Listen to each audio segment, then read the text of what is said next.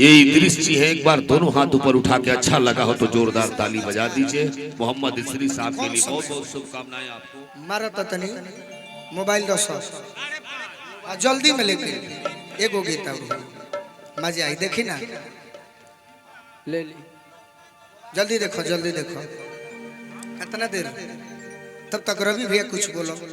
हाँ बोले साज बाज मिल जाए बोले झूठो के तार मुंह पाक ना। अरे तार खेला हम बचपने से देखो तनी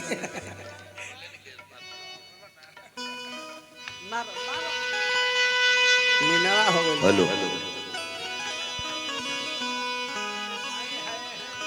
हेलो हेलो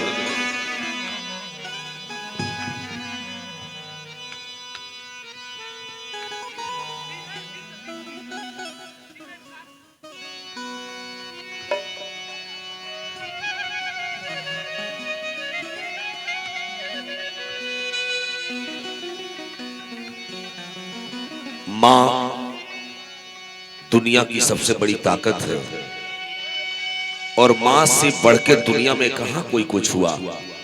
इसलिए जब आंख खुली तो अम्मा की गोदी का एक सहारा था। उसका नन्हा सा आंचल मुझको भूमंडल से प्यारा था। उसके चेहरे की झलक देख चेहरा फूलों सा खिलता था। उसके स्तन के एक बूंद से मुझको जीवन मिलता था।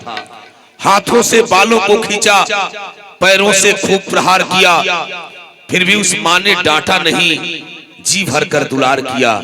मैं उसका राजा बेटा था, वह आंख का तारा कहती थी। मैं बनूं बुढ़ापे में उसकी बस एक सहारा कहती थी।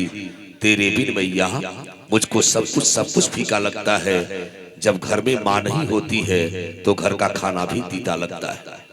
वो माँ सबसे बड़ी चेतना की अग्रदूत बनी और जिन लोगों ने निमित्त मात्र एक एक रुपए देकर के इस विशाल मंदिर का निर्माण किया, वैसे सनातनियों के प्रति मैं आस्था रखकर उनका आह्वान करता हूं कि दूध को दूध, पानी को पानी कह दूं, दूध को दूध, पानी को पानी कह दूं, मेघ की गर्जना कि दरिया की रवानी कह दूं, सूर के पद मीरा की वाणी कह दूं, यूं खामोश रहेगा कचिया धाम का कोई श्रोता तो कुछ न कह पाऊंगा।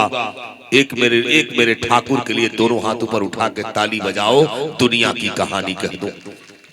ये ठाकुर जिसको देखता है, मैंने सुना है गोलू ने गाया कि सांप और बिच्छी उतर जाते हैं यूं ही लहर गयो, क्योंकि इसकी लहर के आगे किसी की लहर नहीं चलती। इसलिए हम आपके अभिनंदन में बंद और छंद लिखते हैं।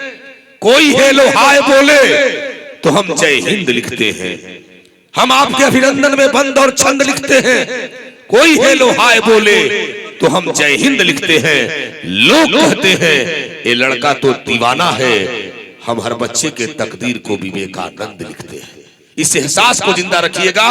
और मेरे ठाकुर के लिए आपने कमजोर ताली बजाई है। ये साजबाज सब कुछ टच हो चुका है। गोलू अपने फॉर्म में है। एक बार दोनों हाथ ऊपर उठा करके मेरे ठाकुर के लिए सबसे ताकतवर ताली बजाइए, जोरदार ताली। बोलिए ठाकुर जी भगवान की। यूट्यूबर भाई